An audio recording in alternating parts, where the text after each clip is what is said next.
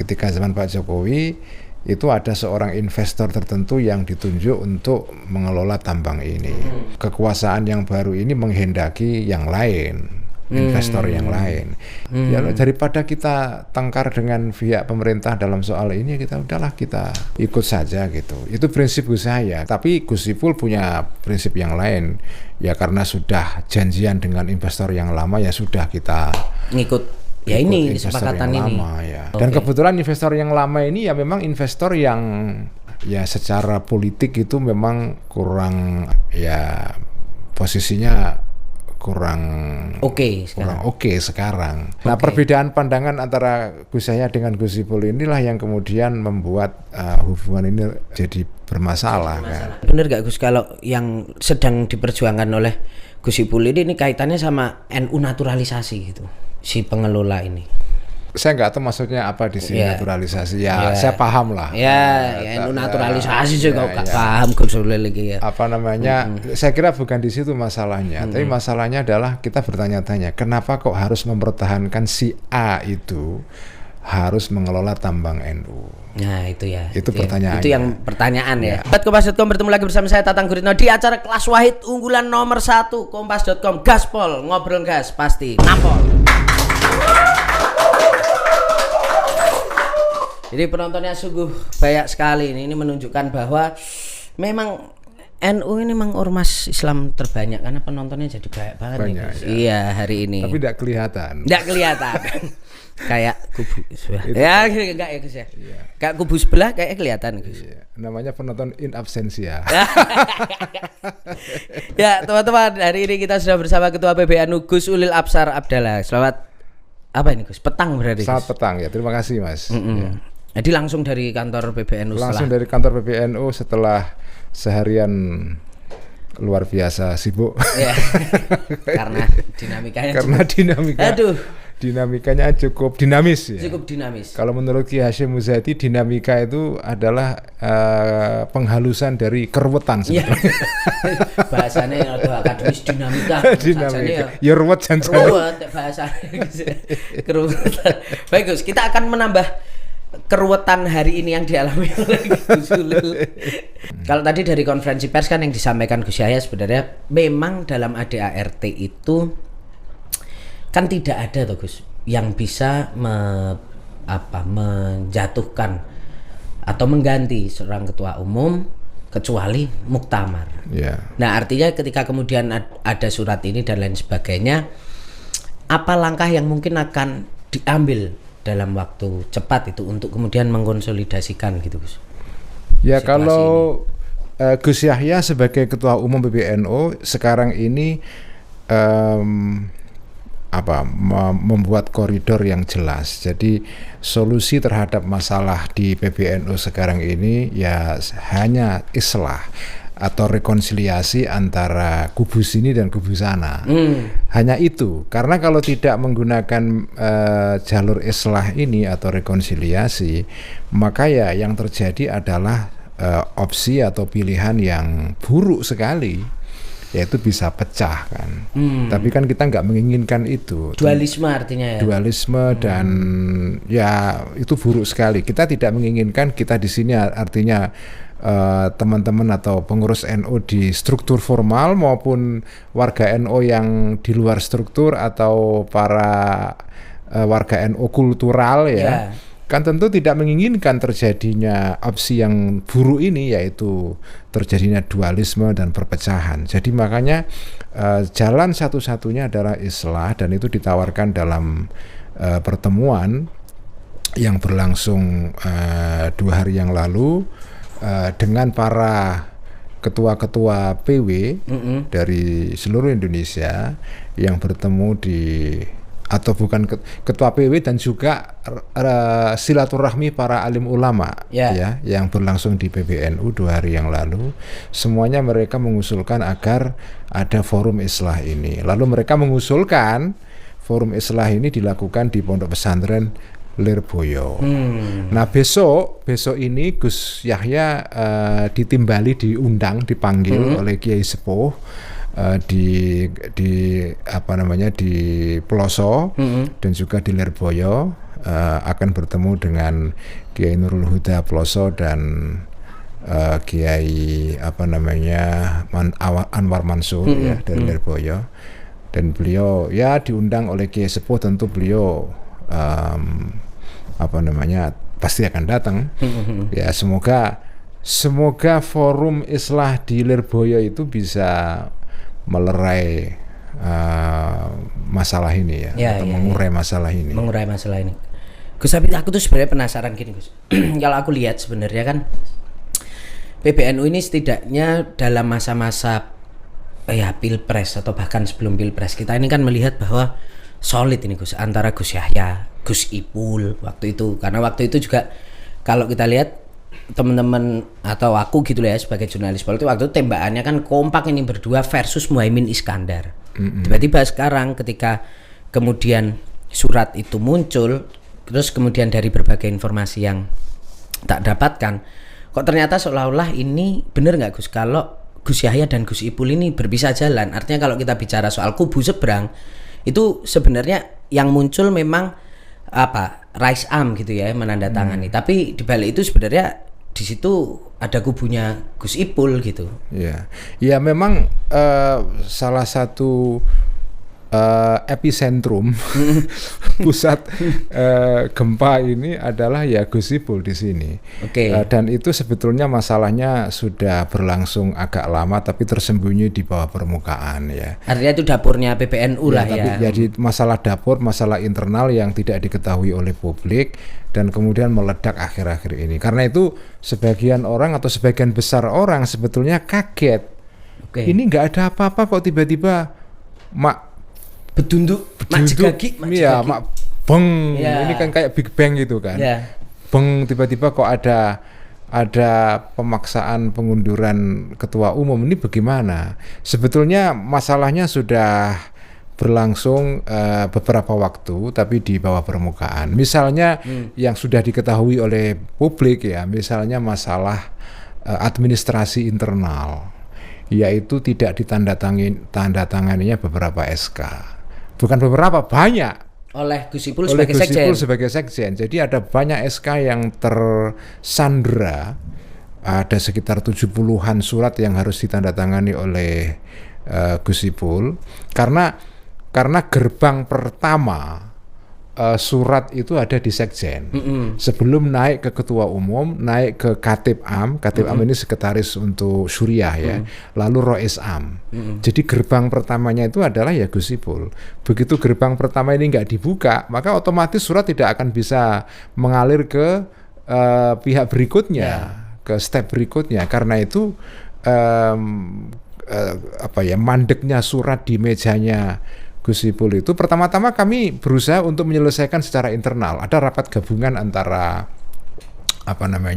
Syuriah dan Tanfidiyah beberapa tahun yang lalu, dan sekitar 2 bulan yang lalu lah ada rapat gabungan itu, dan di situ diputuskan bahwa sekjen diberikan waktu 2 minggu untuk menyelesaikan, dan usulan itu disetujui oleh Rois Am. Emang 70 surat ini penting-penting, Gus? Misalnya SK pengurus cabang daerah sini, daerah situ. Jadi banyak SK. Jadi setelah PC pengurus cabang NU ini mengadakan konferensi cabang atau konferensi wilayah, kan kemudian mereka harus mengajukan SK untuk disahkan sebagai pengurus cabang atau pengurus wilayah. Cabang di tingkat kabupaten, wilayah di tingkat provinsi. Nah, permintaan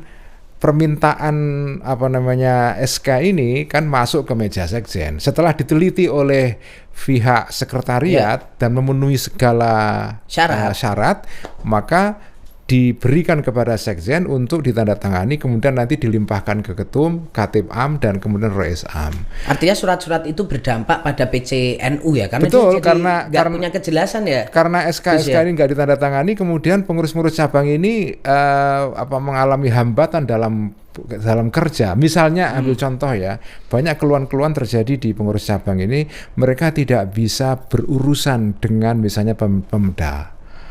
Karena masalah SK, tidak bisa menerima bansos, tidak bisa menerima bantuan dari Basnas, tidak bisa menerima apapun lah. Iya. Ya, Akses kepada sumber-sumber di dalam pemerintahan karena tidak adanya SK. Nggak legitimate lah ya. Yang nggak gitu legitimate. Jadi kerja pengurus cabang ini terganggu.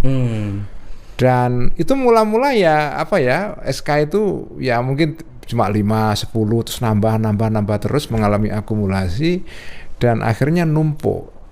Semula itu kita coba untuk ditangani secara internal tapi pada akhirnya gagal sehingga meledak menjadi masalah seperti sekarang ya. Meskipun masalah SK ini hanya salah satu saja. Salah satu dari beberapa persoalan.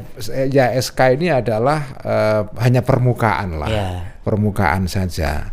Ya, pada dasarnya ya memang ada ketidakcocokan antara Gus Ipul dengan Gus Yahya sehingga Gus Ipul ini sengaja seperti ingin menyandera Gus Yahya dengan langkah-langkah ini. Akhirnya kan kepengurusan di PBNU kan ya seperti nggak berjalan optimal. Ya nggak optimal, pincang kan karena SK-SK ditahan. Okay. Dan itu nambah terus karena beberapa cabang misalnya habis masa kepengurusannya sehingga mereka harus mengajukan pelaksanaan konferensi. Nah persetujuannya kan harus ditandatangani juga, itu juga terhambat. Terus begitu mengalami akumulasi. Ya tapi ini semua hanya satu dari beberapa. Ya ini hanya permukaan. Ini hanya hanya asap di permukaan. Sebetulnya ada apinya di dalam itu ada gitu. Oke. Nah itu benar nggak kalau mulai mulai terjadi persoalan ini karena sebenarnya komunikasi mulai terhambat semenjak Gus Ipul itu jadi mensos. Akhirnya di situ mulai ada hambatan komunikasi, jarang berjumpa. Sebetulnya bukan soal mensosnya ya, bukan soal mensosnya. Pada saat Gus Ipul menjadi mensos itu pertama-tama juga masih oke lah, masih bisa kerjasama dengan Gus Yahya. Tapi makin kesini kemudian makin mengalami banyak hambatan dalam komunikasi. Antara lain masalah pokoknya adalah dalam SK yang disandera itu. Ya. SK yang disandera, oke. Ya, makin kesini makin sulit ya komunikasinya dan mungkin sudah lebih dari 6 bulan. Nggak ngobrol, nggak ketemu. Bukan nggak ngobrol, tapi Gus Ipul sudah tidak pernah datang ke PBNU. Ketika rapat terakhir gabungan antara Surya dan Vidya itu ya dia hanya hadir melalui Zoom ya. Oke. Jadi makin menjauh ya. Tapi ini semua kan tidak ada yang tahu. Oke. Maksudnya pihak luar ya. Warga NU sendiri juga nggak tahu ini karena ini masalah dapur internal PBNU kan. Iya. Baru sekarang setelah meledak inilah orang-orang baru bicara. Kaget semua. Makanya ini tanda kutip masalah PBNU sekarang ini atau dinamika yang sekarang ini itu bagi banyak orang mungkin mengherankan. Biasanya kalau ada masalah itu kan sudah keluar dulu itu cipratan-cipratannya itu. Ada percikannya orang udah ngomong-ngomong gitu kan. Ini nggak ada hujan, nggak ada angin, tiba-tiba dor meledak terus tiba-tiba langsung ROSA memutuskan untuk memaksa ketua umum mundur itu. Itu kan aneh sekali. Ya tadi kan dalam konferensi pers juga sempat disampaikan ada bisikan sesat. Artinya di sini Rois Am sebenarnya secara komunikasi itu lebih dekat dengan Gus Ipul daripada Gus Yahya. Ya kita menganggap bahwa salah satu sumber bisikan itu memang ya Gus Ipul. Kita mengatakan fitnah ya. Fitnah-fitnah yang dituduhkan kepada ketua umum yang disampaikan oleh Rois Am di dalam rapat syuriah yang berlangsung di tanggal 20 November kalau tidak salah di Hotel Aston itu. Di situ ya Rois Am menyampaikan informasi yang kita anggap itu semua tidak benar. Dan beberapa Rois Syuriah, Rois itu artinya ketua ya, anggota kepengurusan Syuriah itu para kiai-kiai yang datang di sana sebagian cukup banyak yang menuntut agar Gus Yahya diberikan ruang untuk klarifikasi. Oh sebenarnya di rapat itu. Di rapat itu Gus Yahya itu atau ya Gus Yahya memang meminta diberikan forum klarifikasi. Istilah kami tabayun. Tabayun, tapi itu tidak pernah. Tapi tidak diberikan sama sekali. Jadi katanya ini dalam bahasanya Gus Yahya, kami seperti dilarang untuk memberikan tabayun.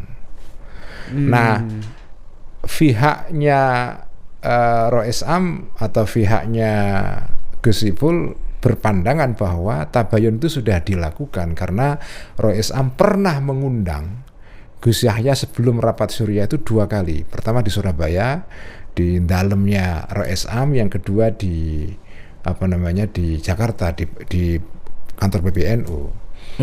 Ketemu 2 kali. Dalam pertemuan itu Rois Am menyampaikan informasi yang perlu diklarifikasi lah. Masalah laporan keuangan, masalah Yahudi. Yang dijawab pakai dokumen kan. Nah kemudian Gus Yahya sudah menjelaskan semua. Itu sudah dianggap oleh Rois Am sebagai klarifikasi atau tabayun. Nah yang dimintakan oleh Gus Yahya sebetulnya bukan tabayun secara personal, tapi tabayun secara kelembagaan. Di dalam rapat Syuriah itu mestinya ada penjelasan formal dari ketua umum, dari sekjen, dari bendahara mengenai informasi-informasi yang perlu diklarifikasi. Tapi forum itu tidak diberikan.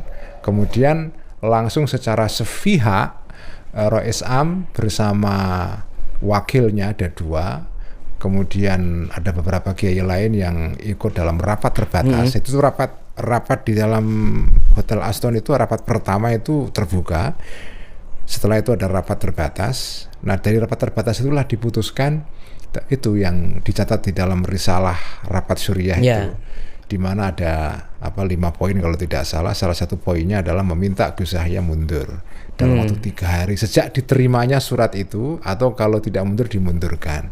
Nah beberapa rois yang ikut rapat itu mereka mengatakan bahwa kami di dalam rapat itu tidak pernah membahas soal pengunduran ketua umum. Kami tidak pernah menyepakati hal itu.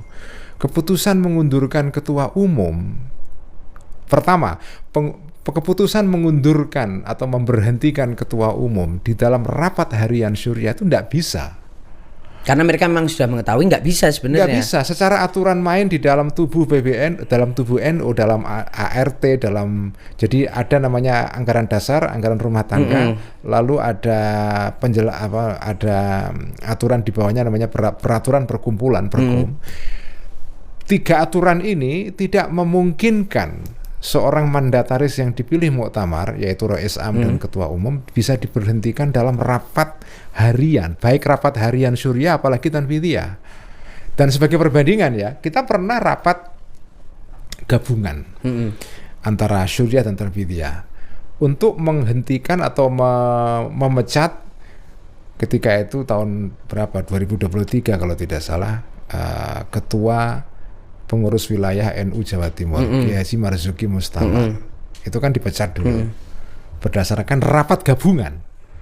Rapat gabungan antara Syuriah, ini adalah lembaga semacam komite misalnya gitu. Syuriah itu semacam kayak MPR-nya. Lembaga konsultatif ya. Kemudian lembaga Tanfidiyah yaitu pelaksana eksekutif ya. Jadi pemecatan Ki Marzuki Mustamar sebagai ketua PWNU, pengurus wilayah loh ini, itu dilakukan melalui rapat gabungan. Bukan rapat harian. Bukan rapat harian yang hanya diadakan oleh Syuriah atau Tanfidiyah. Itu tidak bisa. Wong pengurus wilayah aja nggak bisa dipecat hanya oleh rapat harian. Apalagi ketua umum kan, apalagi ketua umum gitu loh. Nah artinya berarti di situ di dalam rapat itu beberapa anggota Rois Am itu merasa bahwa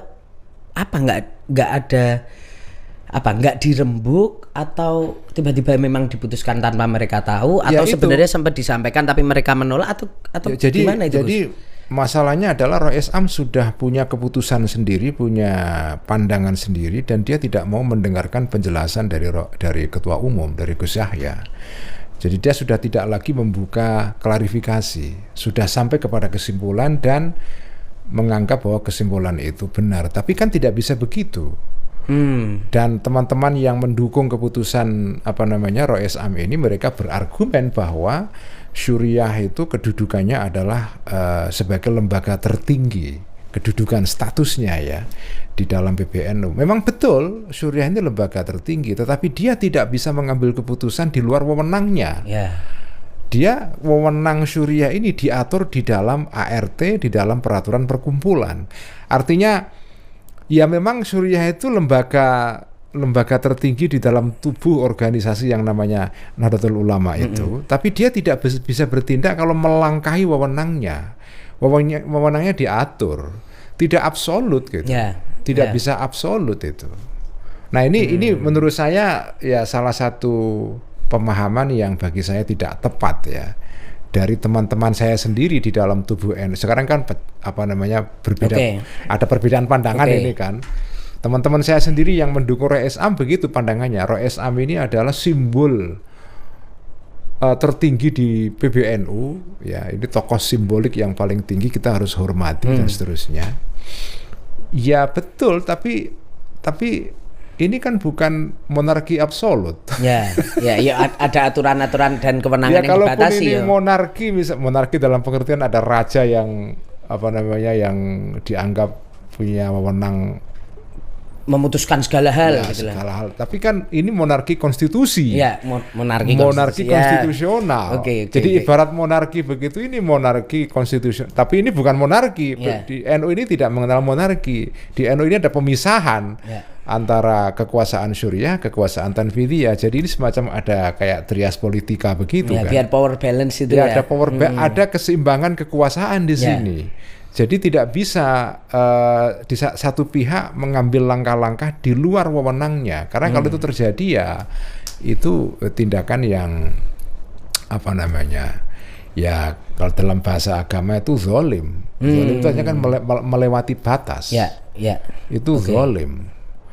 Tanfidiyah tidak bisa mengambil langkah-langkah di luar wewenangnya. Syuriah juga sama, tidak bisa mengambil langkah-langkah di luar wewenangnya. Karena itu saya mengatakan berkali-kali, tindakan Syuriah di dalam rapat Syuriah itu yang memutuskan untuk memecat Gus Yahya itu sebetulnya tindakan yang ilegal. Nggak bisa. Nggak bisa. Jadi secara aturan hukum itu cacat sebetulnya langkah Syuriah di sini. Rapat harian tuh nggak bisa memecat ketua umum ya. Makanya kita kepingin sudahlah ini masalah ini diselesaikan segera dengan cara islah, karena toh muktamar tinggal sebentar, 1 tahun lagi nih. Tinggal 1 tahun. Ya ini kenapa sih kok menggesa-gesa seperti ini? Ini ada kepentingan apa? Kita juga bertanya-tanya ini. Kenapa kok seperti ada kejar setoran ini? Ya kayak segera gitu ya. Harus. Jadi tampaknya saya melihat ada satu rencana jahat di sini. Rencana jahat ini. Ya, rencana jahat menurut saya. Gus Yahya harus turun bulan November atau Desember ini. Kira-kira begitulah. Untuk tujuan apanya apa itu Gus? Nah, kita bertanya-tanya juga ini ada apa? Kenapa nggak bisa nunggu setahun lagi? Ada mengikuti aturan formal lah. Kalau mereka misalnya mau bertarung ya nanti di muktamar. Kalau Gus Ipul mau jadi ketua umum ya nanti kontes di dalam muktamar, atau calon-calon yang lain yang sekarang sudah mulai muncul beberapa ya. Kalau bahasa Jawa ini kok kemerungsung banget kan iya, gitu kok ya. Gigi Mongso ya. Itu ada apa gitu ya. Ada apa ini kok tiba-tiba mereka Gigi Mongso ini ya dalam kaidah fikih yang disukai di kalangan NU, di kalangan pesantren itu ada kaidah. Barang siapa Gigi Mongso itu malah nggak nyampe tujuan. Man ta'ajjala syai'an uqiba bi khirmani. Itu teks Arabnya ya. Man ta'ajjala syai'an uqiba bi khirmani. Kalau ada orang kok terlalu ingin mempercepat sesuatu belum waktunya, itu malah nggak bisa meraih sesuatu itu. Dan harusnya Gus Ipul kan tahu itu ya. Ya tahu lah. Ya makanya Gus Ipul ini mengherankan buat saya. Ada apa ini kok tiba-tiba dia kepingin Gus Yahya ini kok segera turun bulan ini. Ya bulan ini iya, November mintanya kan ini. ya berarti kan kayak kalau tadi hari ini tadi toh. Iya, why Kamis. November? Why? November. Ya. Nah, tapi GG Woksaya itu atau kemerungsungnya itu ada ini ya Gus. Sul melihat ini kaitannya ada soal konsesi tambang nggak ini? Karena kita ya namanya jurnalis kan ya kasak kusuk sana sini cari info sana sini toh. Tahu lah. Nah itu ada kaitannya sama itu gak Gus? Karena gini, yang info yang kami dapat tuh gini Gus. Sebenarnya panas dan pecahnya ini tuh memuncak, persoalan akarnya sebenarnya bukan tambang, tapi memuncaknya jadi bluk itu karena persoalan tambang, di mana kayaknya apa yang kan gini, PBNU itu kan diberikan konsesi tambang dan tidak bisa mengelola sendiri, artinya harus bekerja sama dengan pihak ketiga. Ini infoku loh ya Gus. Yeah. Nah pihak ketiganya antara yang dimau Gus Ipul sama yang dimau Gus Yahya ini berbeda. Yeah. Itu benar ya? Kira-kira begitu. Jadi memang masalah tambang ini buat saya mengganggu sekali. Saya pernah bilang kepada Gus Yahya, udahlah kembaliin saja lah daripada bikin ribut di rumah kembaliin tangga. ke negara ya. Maksudnya ke negara aja, ngapain gitu loh. Ini ngapain kalau gara-gara tambang kita berseteru antar saudara sendiri, ngapain? Bagi saya memalukan ini itu.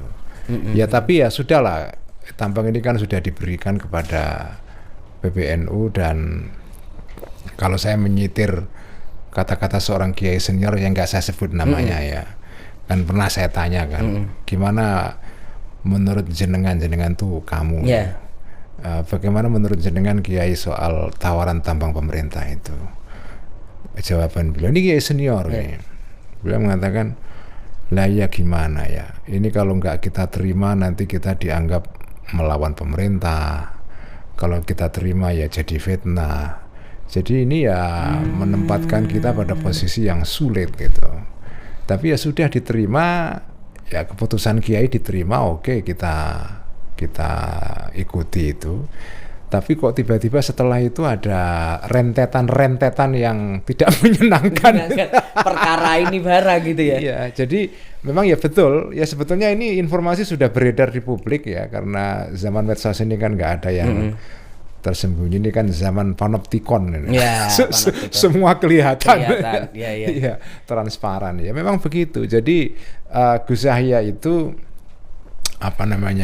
Gus Yahya itu prinsipnya adalah bahwa ya karena tambang ini tidak sekedar tambang, tapi ini tentu harus melibatkan pemerintah juga, karena ini kan tawaran pemerintah, kita nggak bisa mengabaikan tawaran pemerintah itu. Pemerintah dulu zaman Pak Jokowi, ini kan yang memberikan kan Pak Jokowi. Ketika zaman Pak Jokowi itu ada seorang investor tertentu yang ditunjuk untuk mengelola tambang ini. Tiba-tiba ketika kekuasaan berubah ya, berganti ke Pak Prabowo. Nah, kekuasaan yang baru ini menghendaki yang lain, investor yang lain. Ya kita sebagai penerima manfaat ini ya sudahlah, kita serahkan saja. Karena kalau kita misalnya melakukan atau tidak mengikuti keinginan itu ya repot juga. Ya daripada kita tengkar dengan pihak pemerintah dalam soal ini, kita udahlah kita ikut saja gitu. Itu prinsip saya, karena bagaimanapun kita harus mempertimbangkan juga pertimbangan pemerintah dalam pengelolaan ini. Pemerintah maunya apa? Ya. Artinya jangan sampai apa yang dimau pemerintah soal pengelolaan tambang ini sama PBNU ini berbeda gitu ya. Nah, Gus Yahya begitu prinsipnya. Nah, ternyata tapi Gus Ipul punya prinsip yang lain. Ya karena sudah janjian dengan investor yang lama, ya sudah kita ngikut ini kesepakatan ini. Lama, ya. Dan kebetulan investor yang lama ini ya memang investor yang ya secara politik itu memang kurang ya posisinya oke sekarang. Sehingga tapi kalau sama yang dulu kayaknya lagi oke banget. Investor yang lama ini kalau kita jalan terus dengan investor lama ini bisa menimbulkan masalah dalam hubungan kita dengan pemerintah. Oh, sampai segitu nih. Gitu. Ya udahlah kalau gitu kita jalan dengan investor baru yang diinginkan oleh pemerintah. Nah, perbedaan pandangan antara Gus Yahya dengan Gus Ipul inilah yang kemudian membuat hubungan ini jadi bermasalah. Kan? Tapi benar gak Gus bahwa Gus Yahya tuh untuk persoalan ini sudah 1 atau mungkin 2 kali bertemu dengan Pak Prabowo untuk soal konsesi tambang ini gimana gitu. Intinya minta diskus arahan gitu. Jadi Gus Yahya memang bertemu dengan Pak Presiden untuk membahas banyak hal sebetulnya tidak hanya soal tambang ya. Tapi salah satunya beliau yang melaporkan soal perkembangan tambang itu. Dan beliau mengatakan ya sudah saya serahkan kepada Pak Prabowo siapa saja yang diinginkan oleh Pak Prabowo atau pemerintah untuk menjadi pengelola tambang Indonesia silakan saja. Kami nggak ikut campur. Yang penting kami mendapatkan manfaatnya. Oke. Ya udah gitu saja. Ibarat wong Jawa pasrah bongkoan ya. Pasrah bongkoan karena wong kita ini NU kan tidak punya kapasitas juga untuk mengelola tambang ini. Bagaimanapun kita harus menggandeng pihak lain, tapi pihak lain ini kan tentu pihak yang juga harus harus memberikan keuntungan untuk. Pertama harus memberikan skema kerjasama yang menguntungkan PBNU. Oke, fair lah ya. Fair ya. Kemudian yang kedua ya dia tidak bermasalah dengan pemerintah yang sekarang. Karena kalau ada masalah dengan pemerintah itu nanti dalam perjalanannya nanti bisa menimbulkan soal kan. Nah intinya ya ini. Saya tidak mau berbicara terlalu banyak soal masalah tambang ini. Intinya bahwa memang dari situ masalahnya. Masalahnya malah dari situ akhirnya. Ada di situ. Sehingga perbedaan ini membuat hubungan antara Gus Yahya dengan Sekjen Gus Ipul menjadi renggang. Dan saya menyayangkan ya kenapa kok tidak prinsipnya itu adalah kenapa kita tidak yang penting siapapun yang mengelola ini ya, yang penting manfaatnya, maslahatnya kepada NU kita terima. Nggak usahlah berdebat siapa yang akan mengelola, ngapain? Ini tampaknya satu pihak atau namanya Gus Ipul ini kekeh betul agar si A ini yang mengelola. Kalau Gus Yahya enggak, siapa saja, yang penting manfaat buat NU. Oke. Nah, tapi Gus Ipul itu enggak. Ya akhirnya persoalan tambang ini malah jadi kayak bikin untran-untran ya Gus. Ya justru menimbulkan masalah yang melebar kemana-mana ya. Tapi masa sih kita kok ribut hanya soal kayak gini gitu loh. Tapi akhirnya kalau bagi Gus Ulil dan teman-teman di dalam misalnya Gus, ada agak nyeselnya nggak bahwa akhirnya harus menerima konsesi tambang ini karena ini yang akhirnya sekarang hari ini jadi ruwet gitu. Ketika dulu kan sebenarnya udah banyak kritik bahwa udahlah nggak usah dan lain sebagainya. Dan akhirnya tiba-tiba bener nih ini malah yang jadi akar persoalan hari ini. Jadi ada di dalam ada kayak ya iya sih kisah malah jadi ruwet yang jadi ruwet. Gitu. Saya nggak bisa mengatakan menyesal atau tidak, tapi ini kan faktanya sudah diterima ya. Dan memang ada resiko-resiko yang harus kita hadapi ya, marilah kita hadapi bareng-bareng dalam semangat kekeluargaan. Yang penting adalah ini dimanfaatkan untuk kepentingan organisasi. Karena toh ada kesempatan mendapatkan maslahat dari pemberian konsesi ini kepada organisasi. Kenapa sih kita tidak kembali kepada prinsip itu? Siapa yang mengelola tidak penting menurut saya. Yang penting pengelola ini bisa memberikan skema yang paling menguntungkan buat NU dan tidak ada masalah dengan pihak lain, terutama pihak pemerintah. Ya itu prinsip yang dipegang oleh Gus Yahya. Dia tidak peduli siapa. Yang penting bermanfaat. Dan pengen senafas sama presiden sama pemerintah. Karena kalau prinsipnya sudah harus ini, kita bertanya ada apa ini? Oh, kenapa ngotot di situ? Kenapa kok ngotot si ini ada apa? Kita kan bertanya-tanya juga ada apa? Kenapa kok harus si ini?